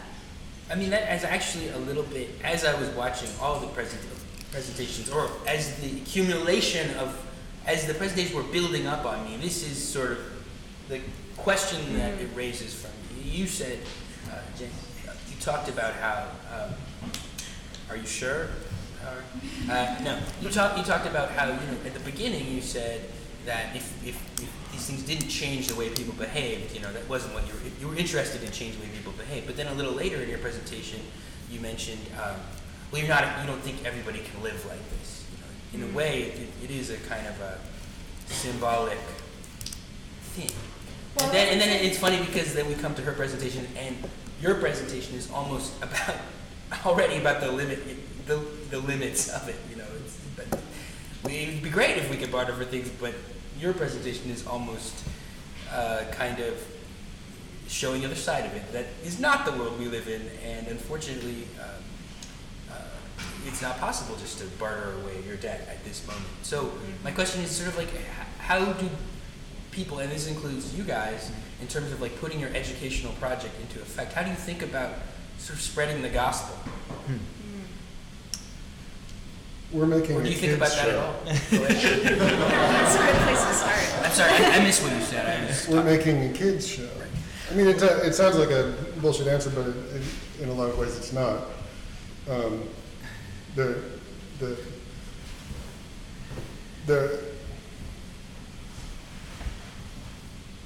A serious part of our project is to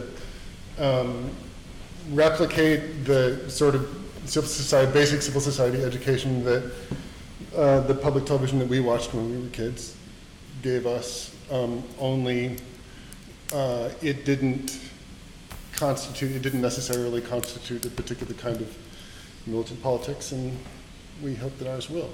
We hope that ours does other things as well, and it's an art project, but maybe it's something else as well. But in terms of then, my question is then, how important is there's the object itself, and then there's the channels of distribution.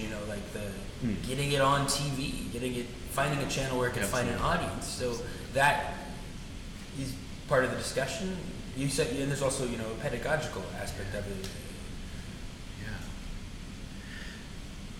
Absolutely, and I think in discussing, both all of the projects, it's very interesting that moment at which I think your project almost fails in this wonderfully stand-up comic, self-deprecating manner. It has this brilliant pacing and timing, and it needs to lapse into what that first question was. Right, at the moment of failure, it metastasizes into something kind of beautiful. Or you could say it, has interesting correlation with, say, other wages for housework or social movement, or social wage movement, politics, that it in an interesting way kind of almost has to collapse into.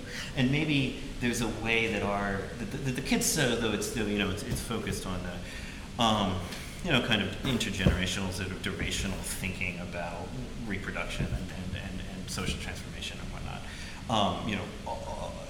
It also, it has its failures and its limitations are kind of structurally built into its form, right. I think.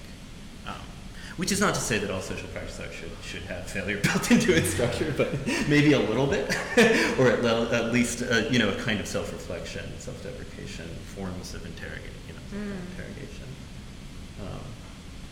But I don't know if that totally answered or began to answer the question.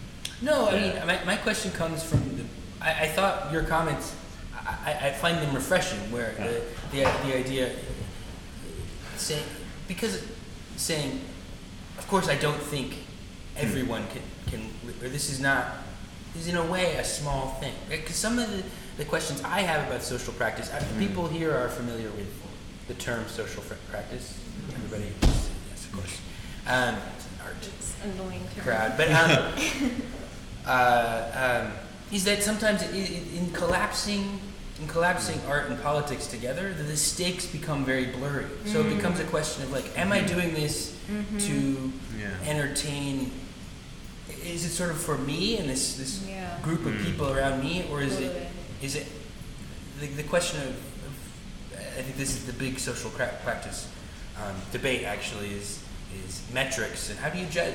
You've made art that is supposed to be about changing the world in some way, but then on another level, it's a symbolic gesture.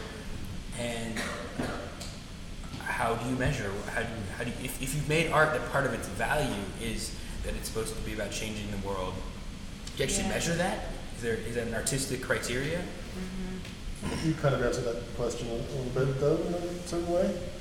Meaning some big chunk of both of those projects you described are about producing a self-reproducing community, and it's pretty easy to judge whether that's happened. Right. Yeah. People came and helped you broke your leg. I mean, that sounds like a small-scale answer to that question, but I don't think it is, really. I mean, I'm not sure that it is a small-scale answer. I mean, what I said before is that I don't think a person can live their entire life this way, but I do think that everybody can live part of their life this way if they choose to. I mean, your answer to the question is kind of, we're training the next generation. I fully intend to raise my child at WOW. And she is already experiencing that community of people coming in and out of the house. And that's this identity, the core identity of our family as part of a community stands in opposition, I think, to a core identity that I think a lot of us in this country, maybe not people in this room, but the majority of people in this country can get duped into having a core identity as a consumer. And that alienation there, I think, is a thing that allows a tremendous amount of evil and violence to be perpetrated. When your core identity is constantly fed to you as a consumer. I mean, it's something I think about a lot as a queer person. I look at the Gay Pride Parade and I see J.P. Morgan, Stanley Chase, or whatever's in the Pride Parade, and I look at that. On the one hand, I'm like, you've taken over our protest march. And on the other hand, I'm like, well, that's where I get my civil rights, by being a consumer demographic.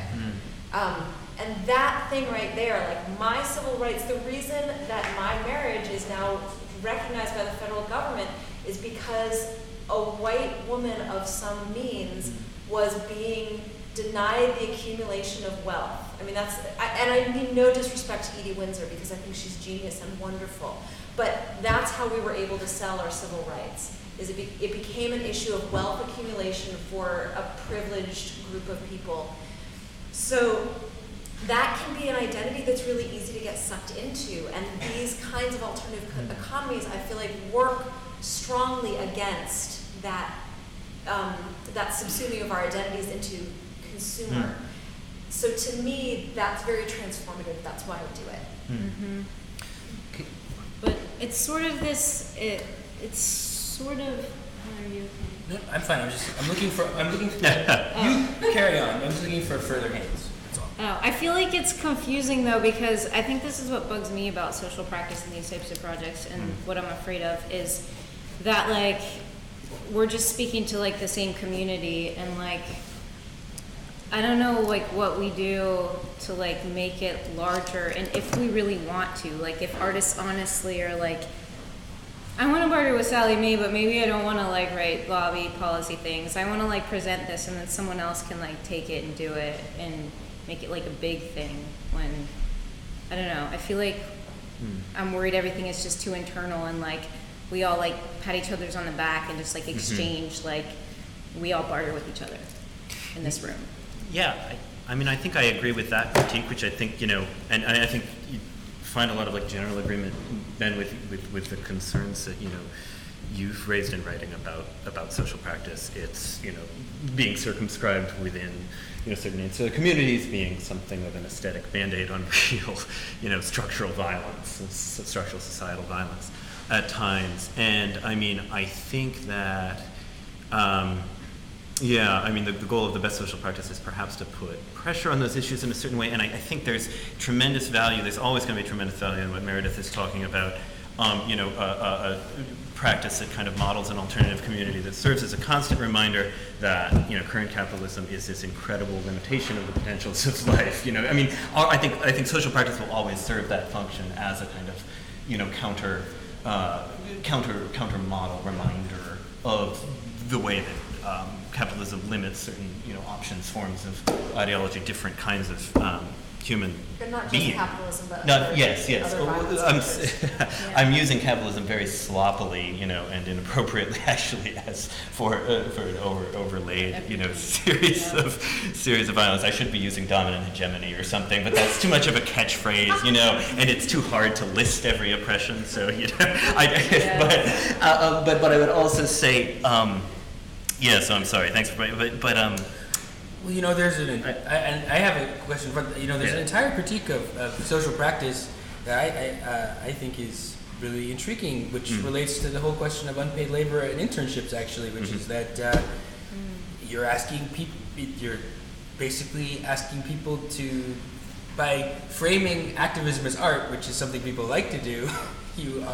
It's basic social service things, and framing it as art, which people like to do, is actually in certain instances a way to kind of deprofessionalize skill, you know, social work, and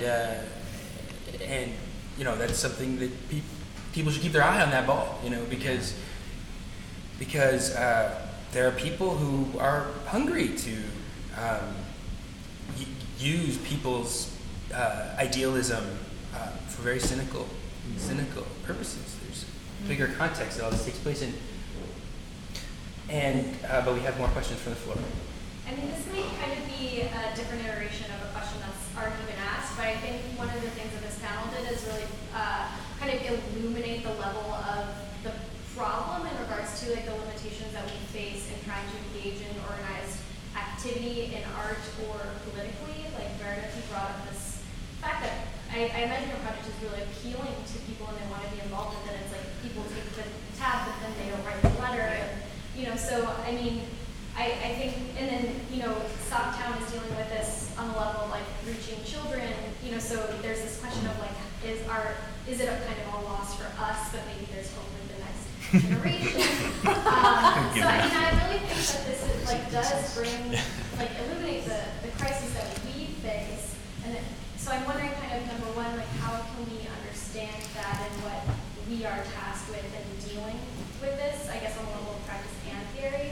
And then also, kind of an addendum, Marxism is like implicitly operational in Socktown, and so the question to add on to this is like, is Marxism, like, should Marxism then function for us as political people or artists trying to function and organize in some sort of like way that affects, efficient or operational collective activity? Marxism is explicitly aspirational in Socktown.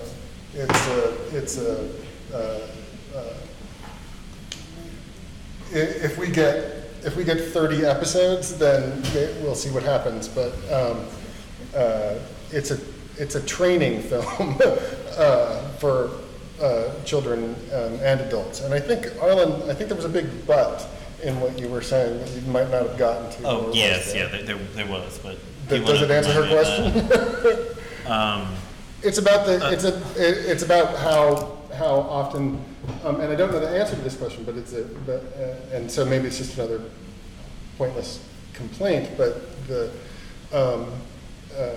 social practice art does have a tendency to fail to constitute or consolidate a mass politics, and I don't mean that necessarily in a narrowly Marxist sense, although I personally do mean that in a narrowly Marxist sense.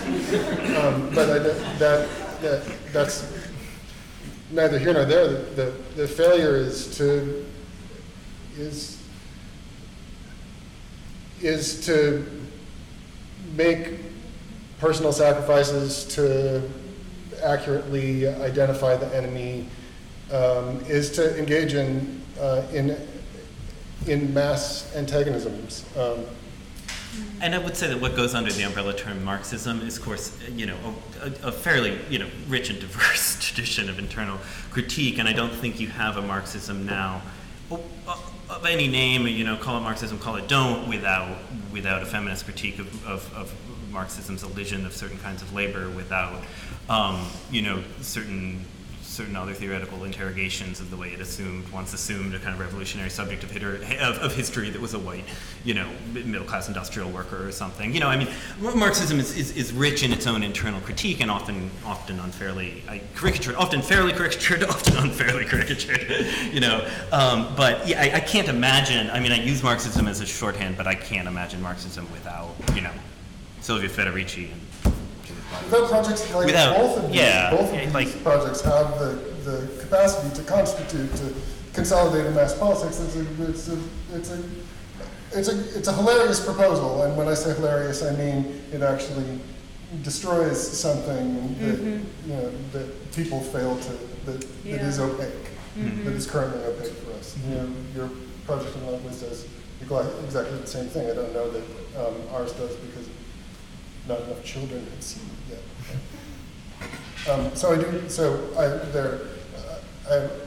I guess I agree that hopefully all three of these projects do that one, or aspire to do that one thing that you're describing as not having been done yet, and that is produce a mass antagonistic politics.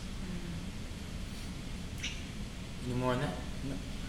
And I know we're just going to move down the line because I know you're next. Yeah, I have a question directed at the Our Goods project, specifically in terms of the practicality of it and what kind of criticisms you encounter and how you address them. Specifically, if you're ever criticized for almost functioning on like an ideological crutch when you're using terms like shared values, marketplace of respect.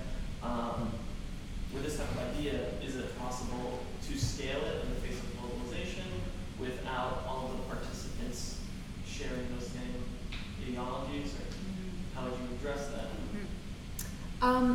We've certainly got lots of criticism, that among others. I wouldn't begin to posit that our site and our model is finished or perfect. It's part of the problem that we're having is that we live in, this crazy Web 2.0 Silicon Alley lunacy world where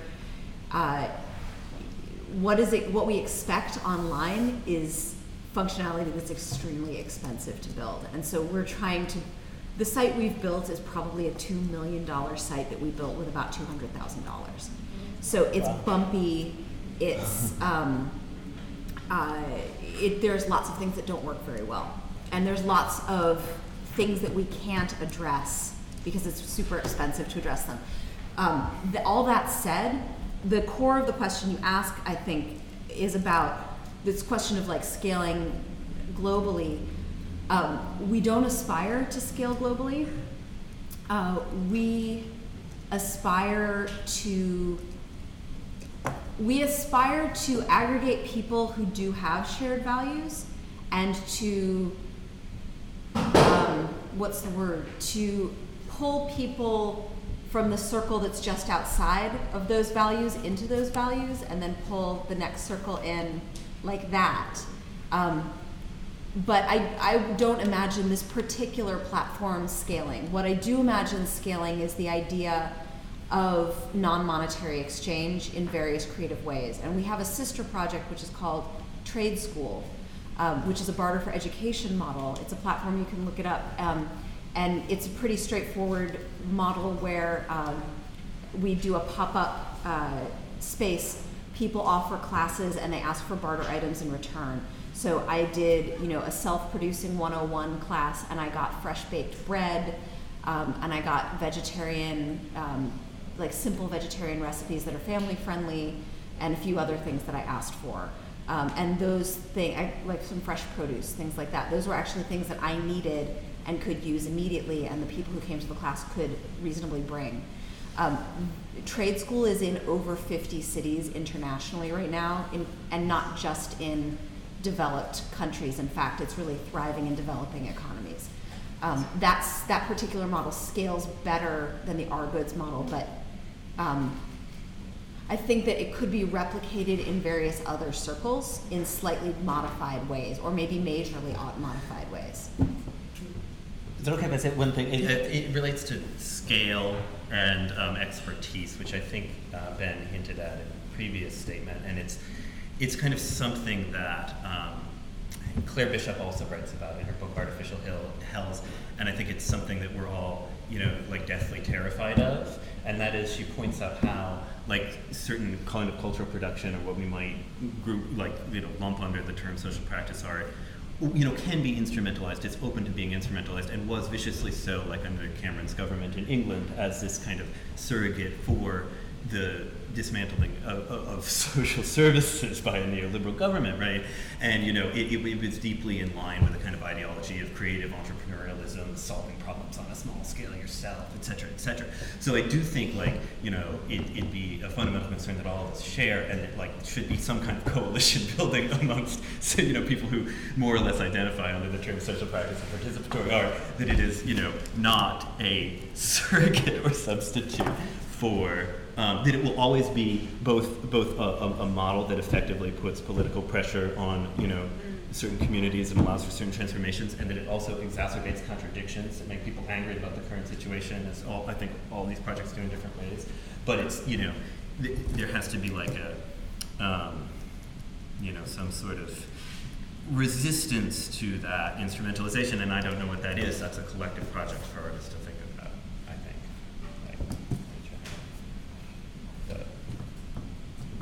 More to be said about that, but there's more questions. I think that was interesting about Meredith and Jen. You brought up your family in representing this, and I think it has it sort of speaks to why this is maybe art, and I think that you guys, it sounds like you had kids, right? So maybe that probably has to do with the fact that you're making a kids show. I was wondering, Jen, if you could talk about your how you brought up that you think New Hour is not as an art project now, and how that's maybe transformed over time, and why, when you present it, it still feels like an art project. I think partially because you're putting so personal stuff into it. Yeah. Well, that's really interesting. What's interesting to me is that you say that it feels like an art project to you. Because Caroline, I came from the performance world. And this lens that the social practice movement, if you want to call it that, brings, it's in a lot of ways it's simply a frame, I feel, and it wasn't a frame that I was familiar with. And Our Goods never felt like an art project to me. It for a long time felt like an art project to Caroline, and she and I like really coexisted with that pretty seamlessly. And I feel like the thing that you're reading maybe is there is a really deep integrity that Caroline and I strive for in creating the site.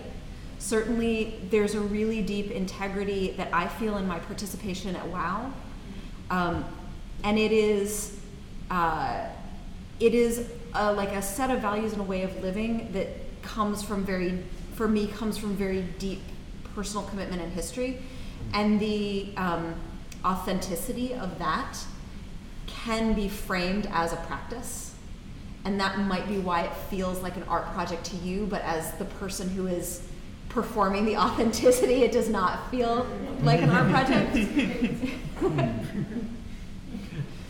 we have about 10 minutes left, and there's more to be said. I mean, I guess I'd just add,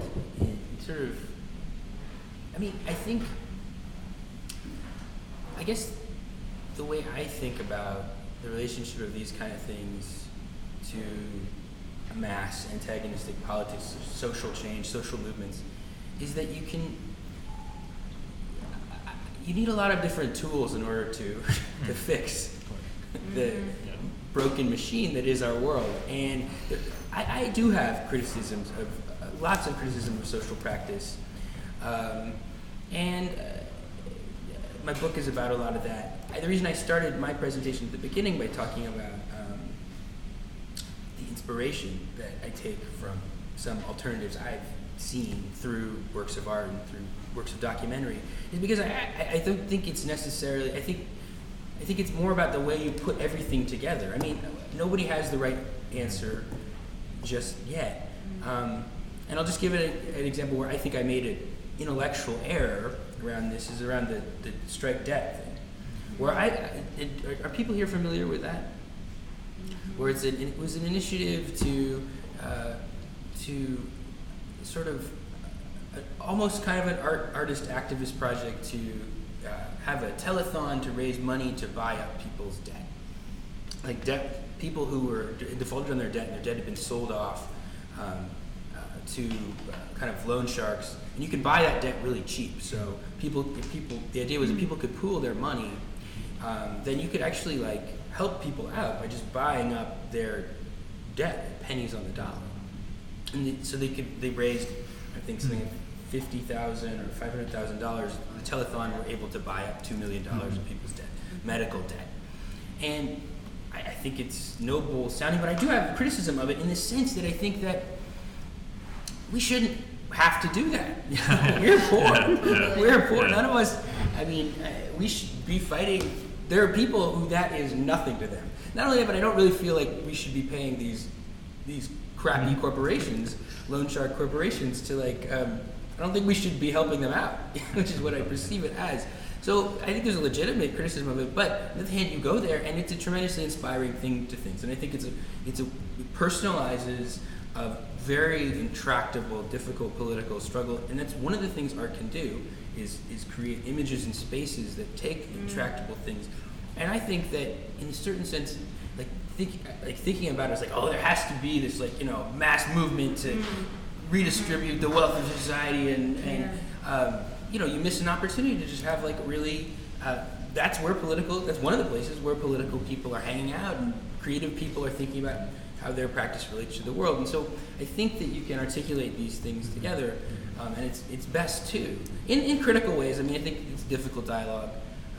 Yes? I just wanted to follow up on your point, and I think it's a great point, is that, a third leg, we talked about pressure, and we talked about really contradiction, but a third leg, of course, is, you might call it utopian, but it's just like modeling other possibilities,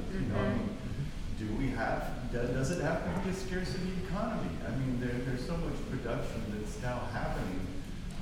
There's so much surplus that, people are getting fat and having to buy crap they don't need. I mean, so are there other ways of just presenting alternate models of economies? Of course there are. And, that there's a certain amount of play that can come into that.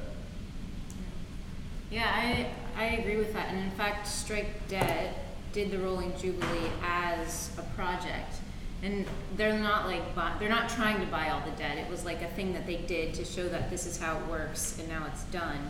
And now, I guess maybe I'm changing my mind from what I said like 20 minutes ago, but like, I think that social practice is supposed to be, it doesn't need to be, long term. It can just present an idea, like what you're saying, of something that could be.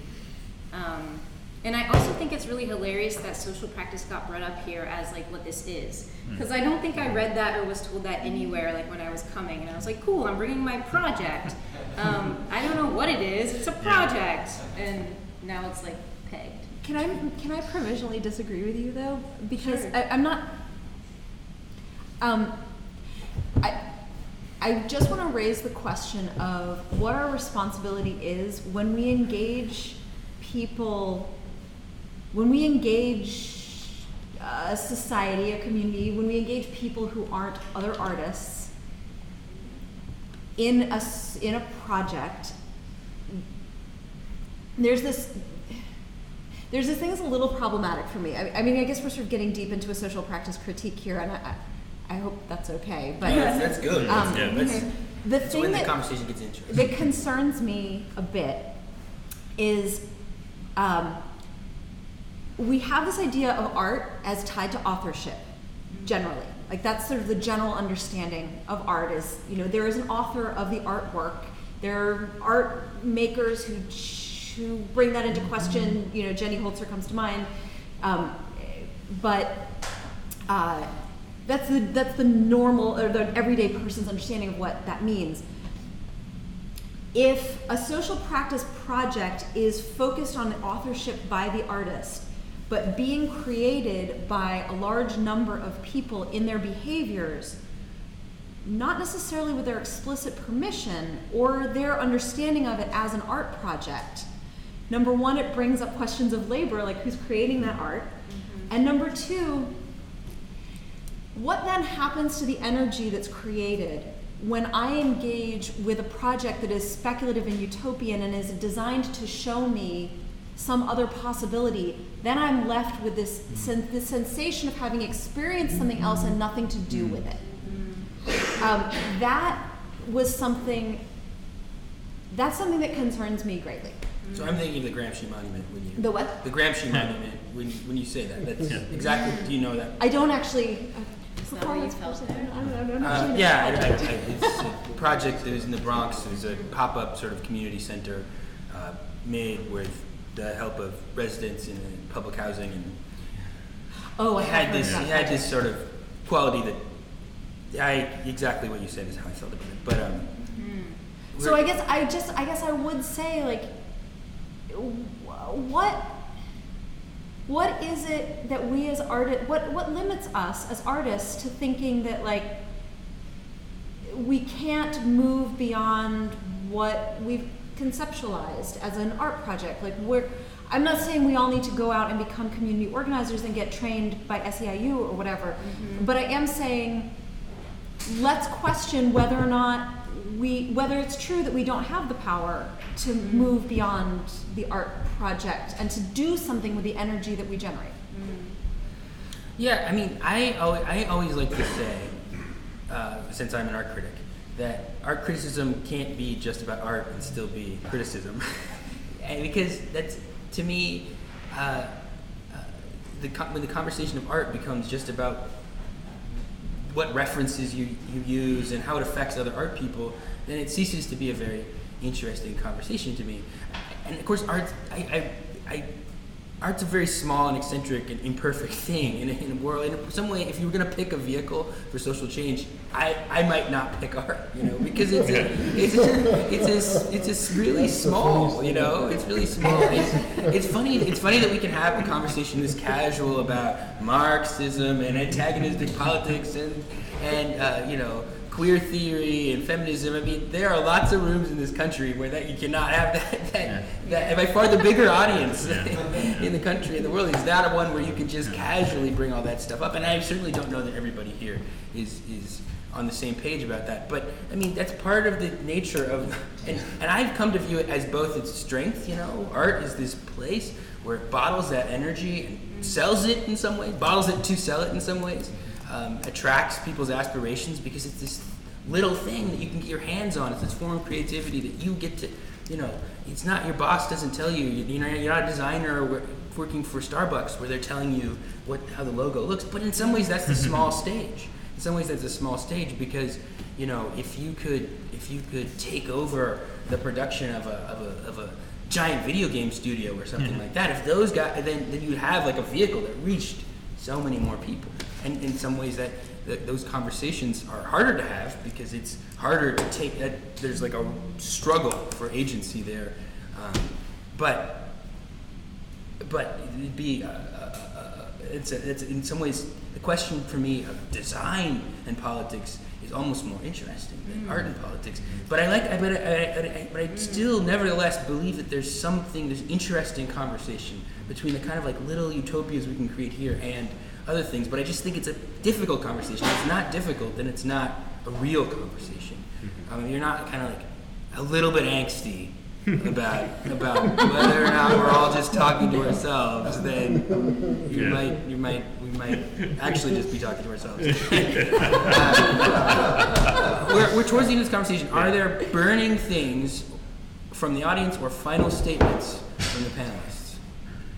Whoa, that's a burning thing. Yes. I don't know how to say this, but I feel a little frustrated by the direction that the conversation went in, where it's become sort of meta. And I agree with you, like all of a sudden labeling it all sorts of factors. Each one of these was so provocative, so transformative. I kept thinking of, well, is it activism, is it not? That's an ancient question about art and whether it can be, can't be. You know, talk about that forever. But each of these created a form of a kind of critical program using creativity, using actual experience, theory, and you did this like fantastic way of taking something that is so personal to everybody and turning it into a very active and very possible. I can see other people getting involved in that. Who cares if they're artists or not? That is something everybody has. So I just want to, I guess I'm just trying to say that I so appreciate the complexity and the nature of what each of these did as a transformative, productive analysis of their experience. Very nice. There's something. Another question back there? Or do people want to? Oh, I was just going to respond to it a little bit. You know, I mean, obviously we're very influenced by Brecht and by history, lots of histories about epoch theater, but, you know, and there's something Brecht always harps on, which is simply that, you know, in no, there has never been a non-didactic, non-political art in a non-capitalist civilization, right? I mean, there's always been a didactics or a cosmology or, you know, systems of understanding built into art as a kind of popular mechanics or knowledge or, you know, form of communication. So, I mean, the distinction is, of course, also one that's inherent to it, you know, not a huge history of capitalist development, not an endless history. In the back? I'm really interested in the question that you brought up about issues of authorship and artists working with communities and producing. And I think your question points to transdisciplinary practices where artists and scientists and mothers and doctors and whoever are working together not to point out this is the art and this is what the artist brings to the table, this is what they bring to the table, but what are the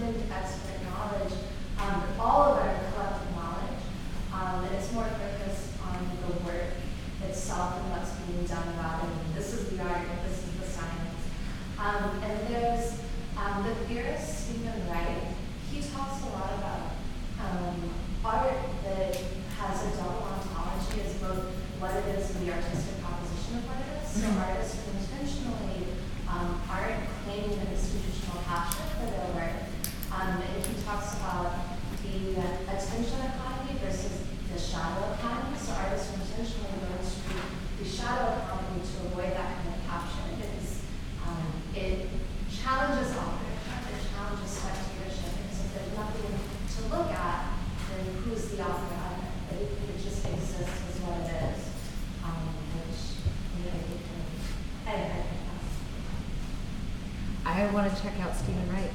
That sounds interesting. Yeah, Vera's not Canadian. I actually Darn feel it. like it would be appropriate to go back to both of Yeah. them. Somebody did that online and they put like the Vera's with Canadian back to back. Better and better in the back, Antonio.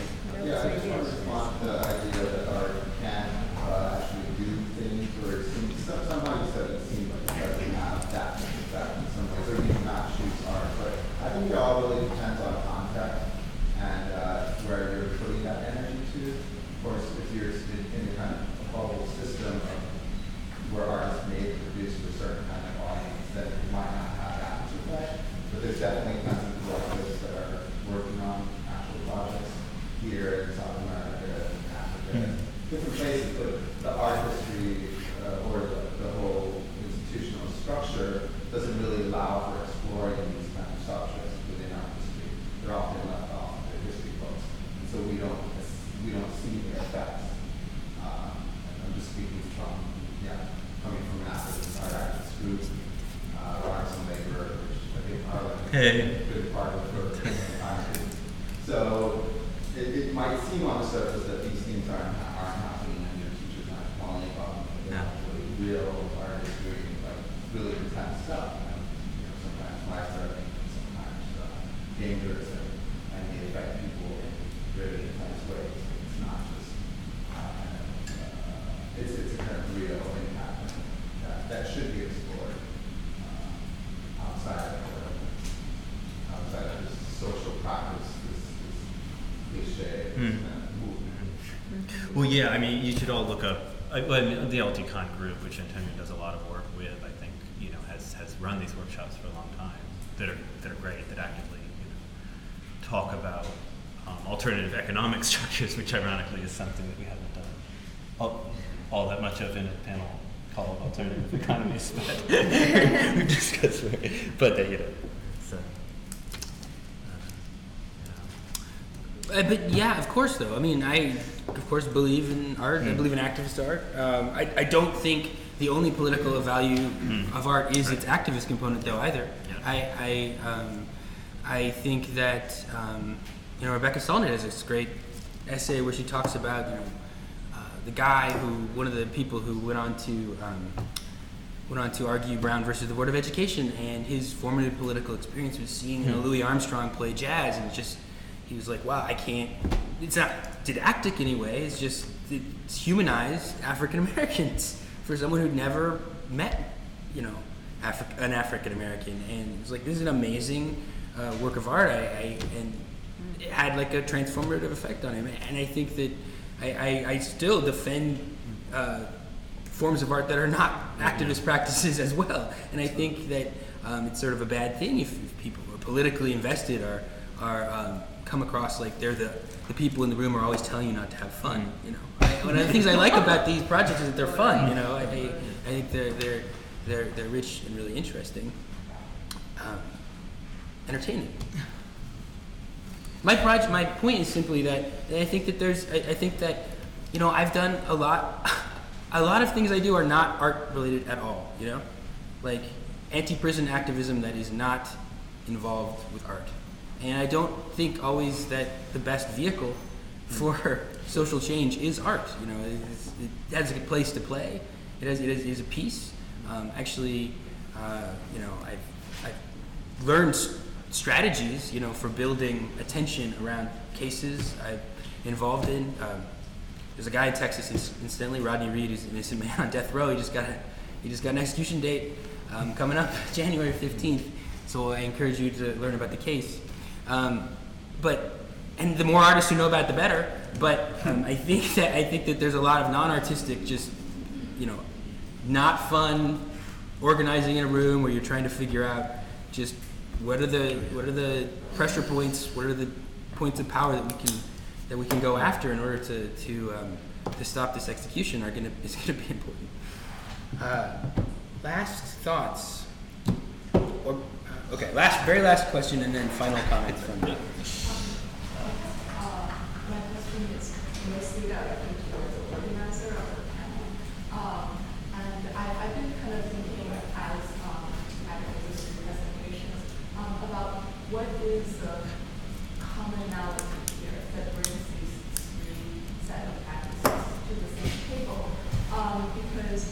well, I mean, I understand that there's a category of social practice, socially engaged art, like that's kind of on the table. But I mean, I think we would all acknowledge that all art are socially engaged. The painting hanging in a Chelsea gallery is socially engaged, you know, on behalf of the ruling class. and like the difference here is one of political vision, and I feel like there's kind of very different political visions presented by the artists on the panel. How the kind of you know, to me, like kind of prefigurative community, kind of like a, you know, largely ethical project, and then you have sort of like a Marxist unionist sort of like theatrical project, and so on, and so like for me, like my question, and it's funny because in the conversation, the difference like in these politics like is not really highlighted, and I'm kind of like curious. It's like, well, what is the commonality here? Because some of these sort of positions are like not necessarily, you know, like compatible with one another. There's a lot of contradictions. Some of them are potentially exclusive. Well, I did not organize the panel actually, but I don't know what the commonalities. I think but I would be interested to know what you think is mutually exclusive about them. Oh, well, I think that there's sort of, well, there's, first of all, a very different emphasis. And like, for instance, like surplus value, like exploitation of labor, like is clearly at stake in the H.E.N.S puppet show project. Whereas, you know, like debt, like is the kind of core of your project. So questioning and critique of the institution of debt, and I don't think like these you know, like comes from the same kind of like political philosophy. Like I think that Marxists would have like disagree with a lot of the kind of debt-based politics as like kind of, you know, like not addressing what they would see as a kind of like core of capitalist exploitation, and then like the whole question of kind of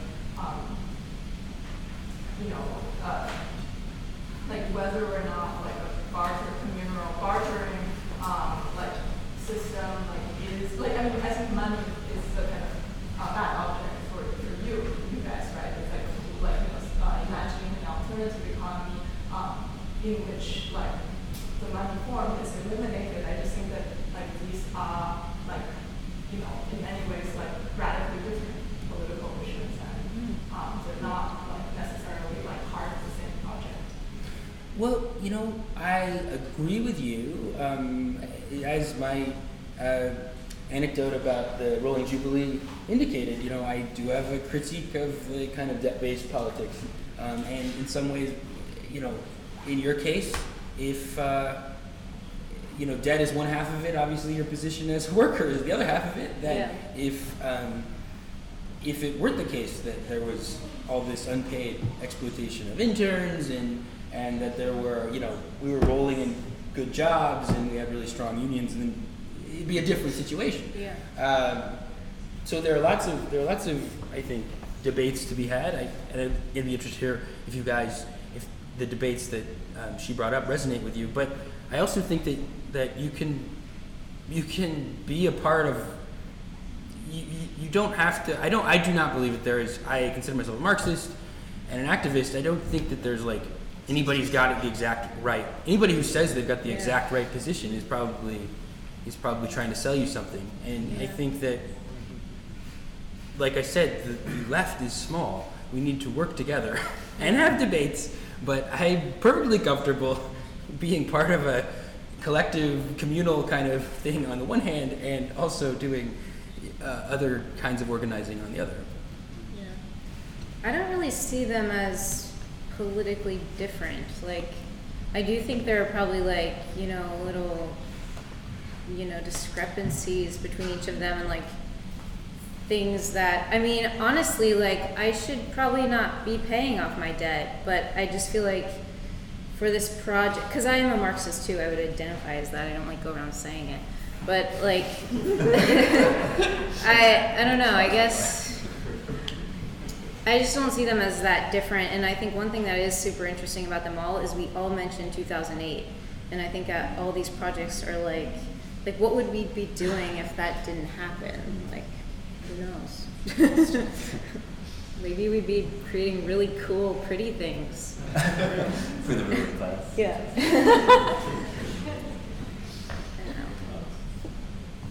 Hans, do you guys secretly, violently disagree? No.